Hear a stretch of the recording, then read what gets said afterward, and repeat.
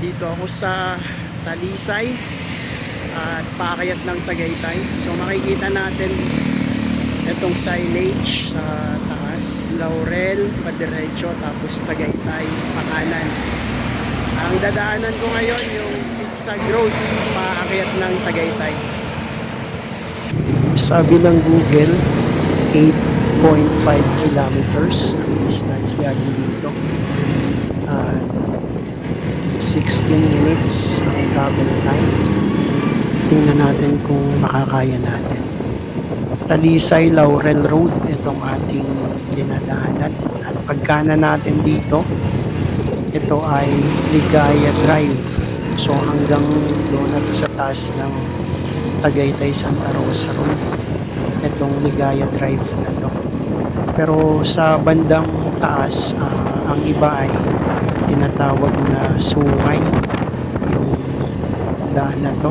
Siguro dahil sa mga paakyat at mga kurbada. So maraming sigsag dito. Kung dadaan kayo dito ay mag-ingat. Maraming mga paakyat na medyo matarik yung iba. Kapag galing ka naman dun sa taas, yung pababa ay medyo kailangan talaga ng matinding pag-iingat sa daan na to dito sa Ligaya Drive na ito. Mapapansin natin yan, may mga nakalagay na dyan sa mga nadadaanan natin, naka signage na ayan, may mga poste na yung mga paliko-liko. So yung daan dito ay talagang paikot-ikot. Ayan, may mga nakalagay dyan sa mga poste. Minsan paakyat na kurbada, pero may mga padiretso din naman dito. Kaya lang marami din talaga yung mga paikot na mga daan. Kapag pababa ay dapat maayos yung preno kasi matatarik din yung mga daan dito. At kapag paakyat, dapat okay din yung preno. Pero mas belo ang preno ng pababa kaysa sa paakyat. May mga place dito na ayan, overlooking yung Taal Lake at Taal Volcano. So makikita natin may mga lugar dito mamaya na may mga nakahinto at may mga ayan, kagaya niyan. Nasirahan pala yun. O nasirahan nga yung van na yun. Sana maayos nila.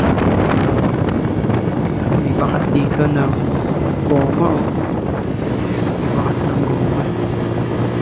Sa preno siguro. Yung bakat dito sa dinadaanan natin. Doon lang, dito wala na.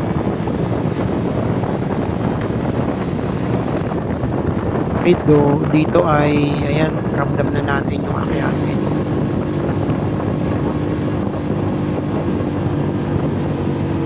So yung ating tinakbo ay 4 minutes na. Kung magagawa natin yung 16 minutes ay meron pa tayong 12 minutes. Malapit lang naman ang mula dun sa pinanggalingan natin Talisay. Malapit sa McDonald's.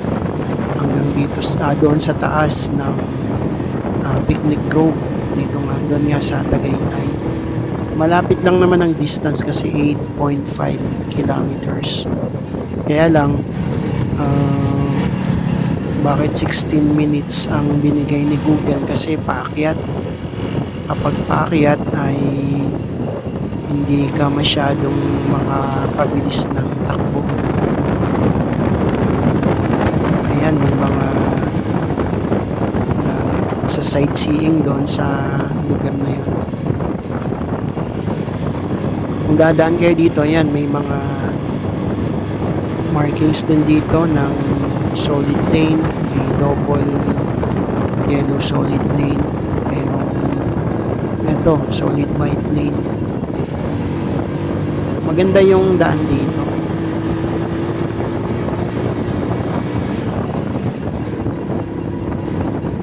At ingat tayo kasi yung mga kasalubong natin minsan ay mabibilis. At yung pag-akyat natin, kagaya nito, may mga kurba. Ayan. Sa ibang mga nagmumotor ay parang pinahihiga nila yung kanilang motor. Pero tayo ay chill lang tayo. Ayan. So minsan hindi natin maiiwasan na parang tatagilid tayo ng konti pero hindi yung sobrang tagilid. Ayan, dito may mga lugar doon na pwedeng matanaw yung Taal Lake at yung Taal Volcano. So ramdam natin talaga yung akyatin. Pero hindi naman tayo gumagamit ng first gear kasi ako lang ang sakay. So hindi pala ako gumagamit ng first gear. So second gear, third gear ang malimit gamitin. Pero kapag ka may talagang nadadaanan na mamaya dun sa bandang matarik, malamang gagamit ako ng first gear.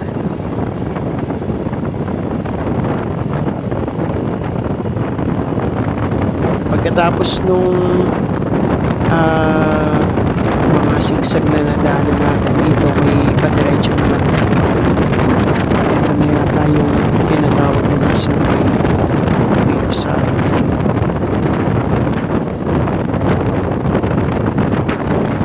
Medyo mahaba din yung straight na kalsada na to.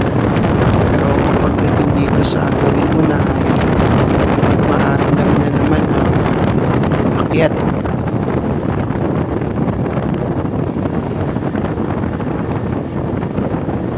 Kapag dadaan kayo dito at kagaya ko motor yung gamit, dapat ay i-condition natin yung ating mga motor.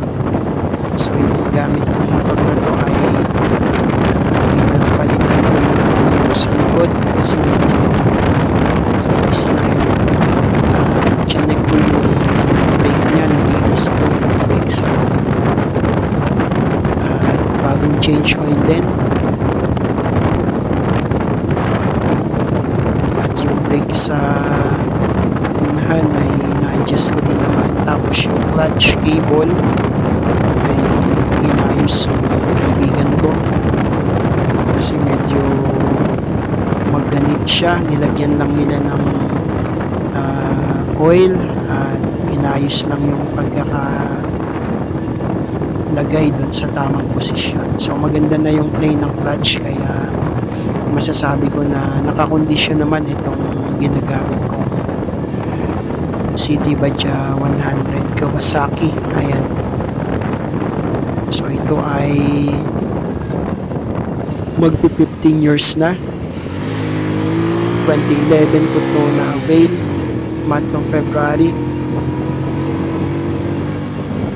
So ilang buwan na lang ay maaabot na nito ang 15 years. Alaga lang ng change oil at kapag may mga nararamdaman na kaya ko naman, ako yung gumagawa. Pero kapag hindi ko na kaya, dinadala ko sa mekaniko. Dito ay medyo meron na dito na matatarik. Medyo madulas yung ibang daan doon kasi parang may buhangin. Ito na yung unang isang matarik yan na kaya pa naman ng second gear pero mamaya merong talagang mas matarik pa. Parang uulan pa, madilim yung ulap.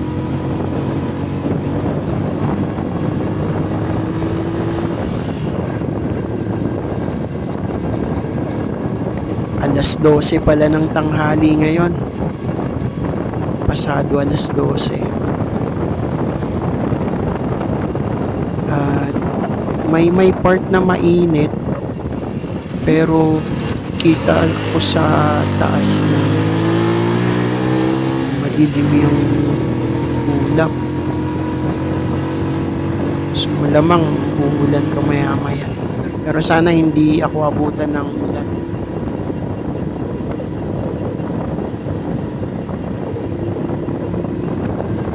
Maganda naman ang kondisyon itong motor na ginagamit ko. At ayan, yung mga akyat niya ay okay naman, kaya naman.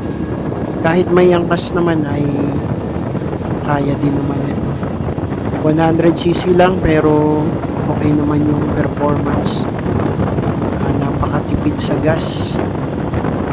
So mula Manila, umiikot ako ng Batangas, San Jose, Lemery, Calaca, at dito sa Talisay, umikot galing ng Calaca.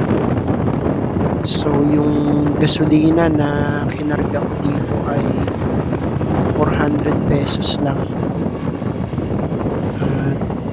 Napakatipid sa gas nitong City Badja 100. Kaya lang syempre iba ang torque nito kaysa dun sa mga higher cc. Pero kung usapan na tipid ng gas, napakatipid nito.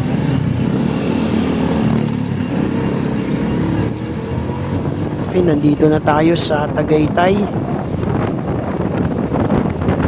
At ito yung Tagaytay Santa Rosa Road.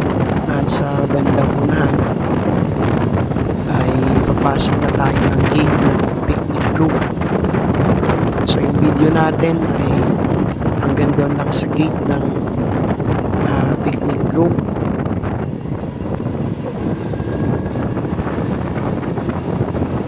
Ayan, maraming salamat sa lahat ng mga nanonood ng ating channel, sa lahat ng mga nag-subscribe, nag-comment, nag-like, nag-share, at sa lahat ng mga nakakapanood sa ating YouTube channel. Maraming salamat.